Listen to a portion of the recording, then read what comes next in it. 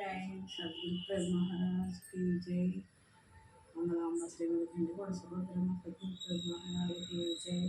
गुरु ब्रह्मा गुरु विष्णु देवो महेश्वर गुरु साक्षात् परब्रह्म तस्मै श्री गुरुवे नमः।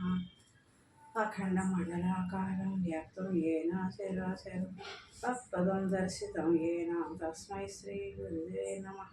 जय अम्बांबा श्रीमती गणिकोड सुभद्रम सद्गुरु परब्रह्मणे नमः। जय गुरुदेवा। లేనెరుక బయలు లోపల తానెట్లు జనించెననిన తగవిను వంధ్యాసూతుని గతి నియజబ్దు విధానంబున యక్ష రాజధాని విధమునన్ రజ్జువు సర్పమైన విధమునన్ స్థాణువు పురుషుని చందన గజల శశిభిషాణము వలె స్వప్నానందముగ రాజధాని విధమునన్ రజ్జువు సర్పమైన విధమునన్. ఎరుక లేనెరుక బయలు లోపల ఏ రకంగా వచ్చింది అంటే ఎరుక పుట్టనే లేదు. మరి ఇదంతా మిథ్యా జగత్తు ఉందని ఈ భ్రమలో మనం ఉన్నాము. ఈ లేనెరుక బయలులో ఏ రకంగా వచ్చింది అంటే చెప్తున్నారు దీంట్లో. ఈ ఎరుక పరిపూర్ణంలో ఎంత మాత్రమూ లేదు, ఏర్పడినది కాదు. గొడ్రాలు ఎలా ఉంది అంటే గొడ్రాలు పెట్టేవాళ్ళు. గొడ్రాలకి పిల్ల పుడుతుందా? పిల్ల పుడితే గొడ్రాలకి పేరు ఎందుకు వస్తుంది? పెట్టదు. కానీ గొడ్రాలకి బిడ్డ ఉందనే అపోహలు కనిపిస్తారు. గొడ్రాలు పెట్టేవాళ్ళే ఆకాశ పుష్పం వలె ఆకాశానికి పువ్వు పూస్తుందా? పోయేది. కుబేర నగరం గంధర్వులు అలాగా ఊహా నగరాలు ఊహలోనే ఉంటాయి కానీ వాస్తవానికి ఉండవు. అదంతా ఇంద్రజాల మహత్తరం ఉంటుంది. తాడెందు పాము వలె తాడును చూసి గాలికి కదిలితే పాము ఉంది, పాము కదులుతుంది అని అనుకుంటాం. అదే వెలుగులో చూస్తే అది తాడుగా కనబడుతుంది. అది పాము కాదు, తాడని భ్రాంతి తీయబోతుంది. అలాగే అన్ని రకాలుగా ఉపమానాలతోటి గురువు ఈ పద్యంలో చెప్పారు. ఇదంతా మాత్రం లేనిది వస్తుంది, ఈ లేనిది ఉన్నట్లుగా తోచబడుతుంది. ఇదే భ్రమ. ఈ భ్రమను దాటి ప్రత్యక్ష బ్రహ్మాన్ని తెలుసుకునే మార్గంలో మనం ఉన్నాము. జై సద్గురు ప్రేమ మహారాజ్కి జై.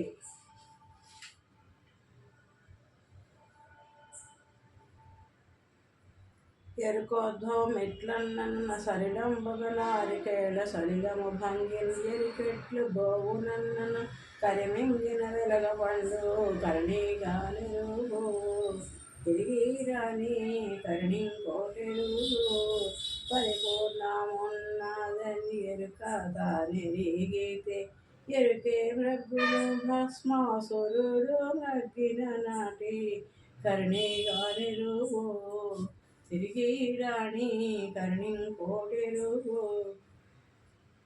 ఎరుక ఎలా వచ్చింది అంటే ఎరుకోద్ధం ఎట్లన్నా సరిలంబుగా నారికేళ సరిలము భంగిన్న. నారికేళ ఫలంలో ఆ నీరు ఎలా వస్తుంది? ఎటు నుంచి వెళ్తుంది?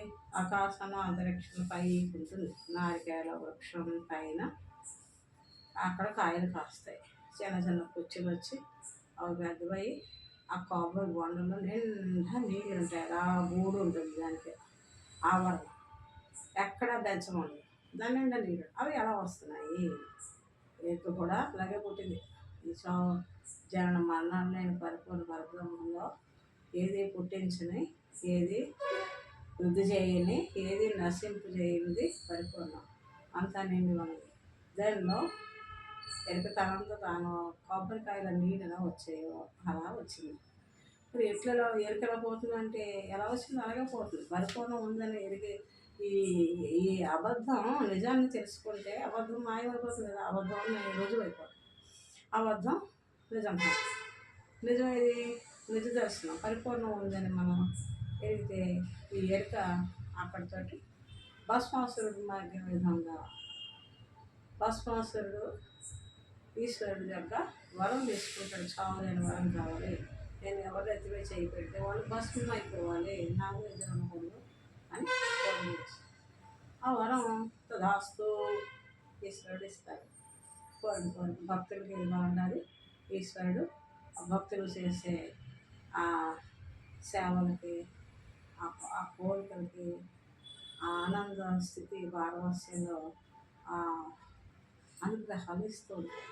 తథాస్తు అని ఆయనకి భస్మాసుడికి వరం ఇస్తాయి. వరం ఇచ్చేస్తే అప్పుడు భస్మాసుడు నేను పొందిన వరం ఫలిస్తుందా లేదా పరీక్ష చేసుకోవాలి, నీ నెత్తి మీద చేయబెడతాను, ఇక్కడ ఎవరు అందుపడగలేరు నాకు అని ఈశ్వరుడి మీద చేయబెట్టడానికి ప్రయత్నం చేస్తాను. సరే, అది మళ్ళీ శివకేశ్వరుడు ఇద్దరు ఒకటే. ఆ విష్ణుమూర్తి మళ్ళీ మోహిని అవతారం వచ్చి భస్మాసురుడికి నాట్యంలో మైమరిపించి ఆవిడ ఏం చేస్తే నృత్యం అది అతను చేసి చూపిస్తాడు. నేను నీ అంత ప్రజ్ఞాశాలిని అని ఆ నాట్యంలో ఆవిడ చేసి తన నెత్తిని చేయి పెట్టుకుంటుంది. ఆ భస్మాసురుడికి అదే భంగిమ చేస్తాడు. నాట్యం చేసి అతని నెత్తిని అతను చేయి తల పెట్టుకుంటాడు. భస్మం అయిపోతాడు తనకు వరం ప్రకారం. అలాగా మనకి మనమే రద్దు అయిపోతాం. పరిపూర్ణం ఉందని తెలుసుకుంటే ఈయనకి ఎంత మాత్రం లేదని భ్రమలో పడకుండా నిజ దర్శనం అయ్యి అందులో ఈ నేను నేను అనే ఈ తపన ఈ అహం లేకుండా రద్దు చేసుకుంటే అక్కడే జన్మలు కృష్ణ అదే భస్మాసుడి మంత్రులు. కరివెంగిన వెలగపోవడం దరికి ఎలా పోతుందంటే కరివెంగిన వెలగపోవడం కరిగిపోతుంది. కరివి ఏనుగు వెలగపండుని మింగుతుంది ఆహారం మింగి ఆ పండులాగే వాళ్ళకి ఎదగ వదిలేస్తుంది. ఆ పండులో గుజ్జును మాత్రం తినేస్తుంది. అది ఎలా తింది అంటే ఎలా పోయింది అందులో గుజ్జు అది ఎవరికి తెలియదు. కానీ ఆ పండు అది విసర్జించిన పండుని బదులు కూడా చూస్తే అది డొలకలాగే ఉంటుంది, దాంట్లో గుజ్జు అలాగే ఎరకపోతుంది. ఎలా పోతుందంటే ఆ పండులో గుజ్జు ఎలా పోయింది ఎవరికి తెలుసు? ఎరక కూడా అలాగే పోతుంది పరిపూర్ణ స్థితిలో ఉన్న వాళ్ళకి. అది అనుభవ రహితం, అనుభవాన్ని చెప్పేది కాదు, అనుభవం అని చెప్పే ఆనంద రహస్యాలు చెప్పేది కాదు పరిపూర్ణ దర్శనం.